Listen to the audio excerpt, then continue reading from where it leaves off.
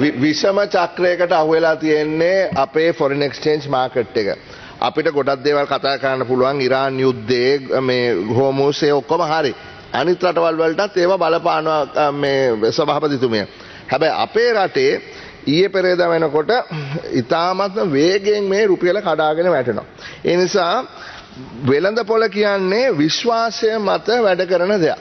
වෙළඳපොළේ විශ්වාසය කඩාගෙන වැටුනොත් වෙළඳපොළ කඩාගෙන වැටෙනවා. මේක තමයි ඇත්ත කතාව. හරි ෆොරෙක්ස් මාකට් එකත් එහෙමයි රුපි මාකට් එකත් එහෙමයි. දැන් මම බැලුවා බැංක් ඔෆ් සිලෝන් එකේ විකුණුම් මිල රුපියල් 354යි. හරි ඒතර මෙහෙම ගියොත් කොතනින්ද මේක නවතින්නේ?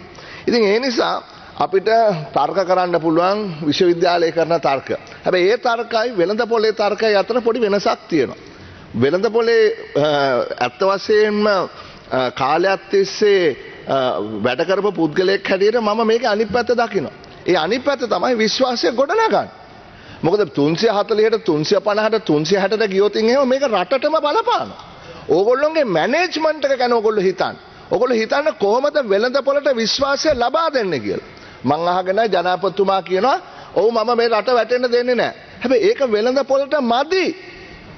වෙළඳපොළට ඕනේ වෙළඳපොළ විශ්වාස කරන දෙයක්. The markets are different. They are not political. They need to see exactly what's going on in the marketplace. හරි දැන් බලන්න විෂම චක්‍රය කියන්නේ මොකද? එක්ස්පෝර්ටර්ස්ලා ඒගොල්ලෝන්ගේ ඩොලර් ටික කන්වර්ට් කරන්න රුපියල් වලට. ඇයි ඒගොල්ලෝ හිතනවා හෙට තව රුපියල් 2කින් 3කින් මේක වැටේ. ඒක අපිට හොඳයි. ඉම්පෝර්ටර්ස්ලා ඒගොල්ලෝ වහාම ඩොලර් ටික ගන්න හදනවා. මොකද ඒගොල්ලෝ LCRලා තියෙනවා. ඒගොල්ලෝගේ ෂිප්මන්ට් එක එන්නේ එන සතියේ. එමත් නැත්නම් ඊළඟ සතියේ. එතකොට ඊළඟ සතිය වෙනකොට මේක 375 වුණොත් අද 355ට ගන්න පුළුවන් නම් හොඳයි කියලා. ඔබතුමිය දන්නවද සභාපතිතුමිය අද එක රේට් එකක්වත් නැහැ මාකට් එකේ. එක බිඩ් එකක් එක ඔෆර් එකක් නැහැ. එහෙම වෙන්නේ කොහොමද මාකට් එක?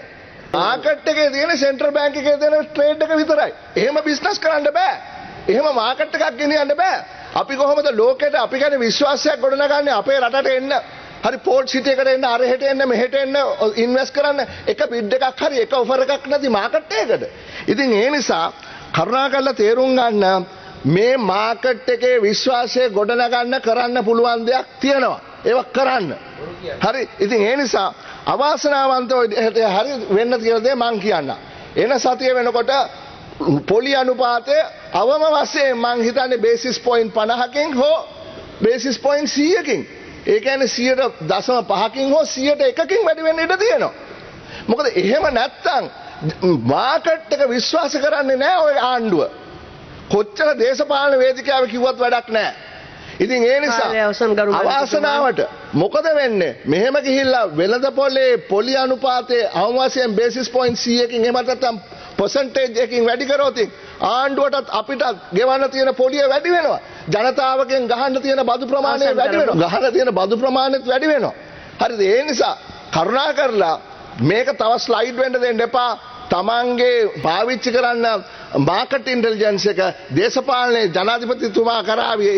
මහබත් ඕගොල්ලන්ට තියෙනවා වැඩගත් වැඩපිළිවෙලක්. මුදල් අමාත්‍යාංශයට තියෙනවා, භාණ්ඩාගාරයට තියෙනවා, මහ බැංකුවට තියෙනවා.